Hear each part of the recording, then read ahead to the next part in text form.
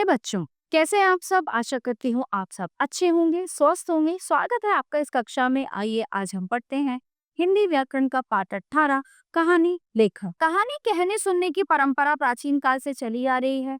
कहानी लेखन के द्वारा मानव में जागरूकता, कल्पना शक्ति तथा सृजनशीलता का विकास होता है। कहानी लिखते समय ध्यान देने योग्य बात: कहानी की भाषा सरल, आम बोलचाल वाली, रोचक, प्रभावशाली तथा स्पष्ट होनी चाहिए। कहानी का शीर्षक आकर्षक, विषय के अनुरूप तथा रोचक होना चाहिए। कहानी सदैव भूतकाल में लिखी जानी चाहिए और कहानी के अंत में उससे मिलने वाली शिक्षा लिखनी चाहिए। तो आइए देखते हैं आज मैं आपको एक कहानी समझाती हूँ। उसमें कौन बड़ा? एक बार असुरों ने देवताओं को हराकर, असुर मतलब राक्षस, देवताओं को हराकर देवलोक पर अधिकार कर लिया और देवों को चिढ़ा चिढ़ा कर कहने लगे, हम बड़े हैं, तुम छोटे हैं, हमारे राज्य से बाहर निकल जाओ या सब मिलकर हमारे लिए नारे लगाओ कि असुर बड़े हैं, हम छोटे हैं। सभी देवता दुखी होकर ब्रह्मा जी के पास जाकर असुरों से बचने का उपाय पूछने लगे।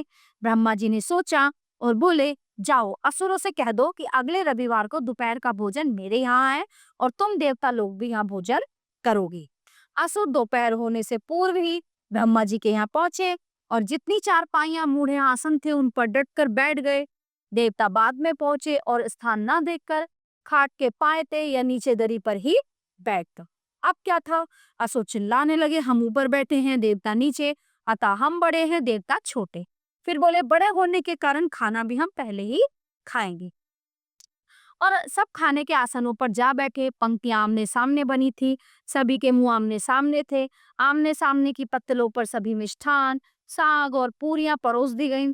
तभी ब्रह्मा जी की आवाज गूंजी, दोनों को ही खाना खाते समय एक शर्त का पालन करना होगा और तभी तय हो सकेगा कि दोनों में कौन बड़ा।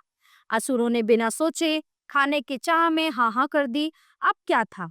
दोनों हाथों की कोहनी में बांस की कपच्ची ऐसी बांधी गई कि हाथ मुड़ ही नहीं सकते थे। हाँ, ऐसे सीधे थे। खाना का संकेत हुआ, पर खाएं कैसे?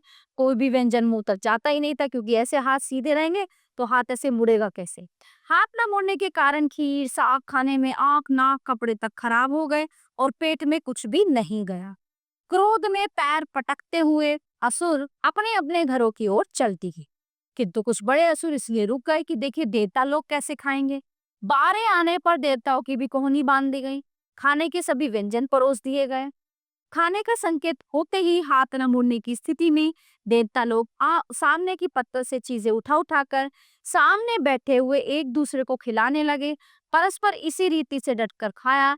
बड़े बूढ़े असुर उठकर कहते हुए जा रहे थे, एक दूसरे का सहयोग करने वाले ही बड़े होते।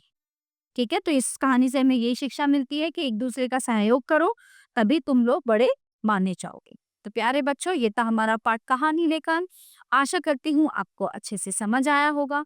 मिलते हैं अगली कक्षा में। धन्यवाद।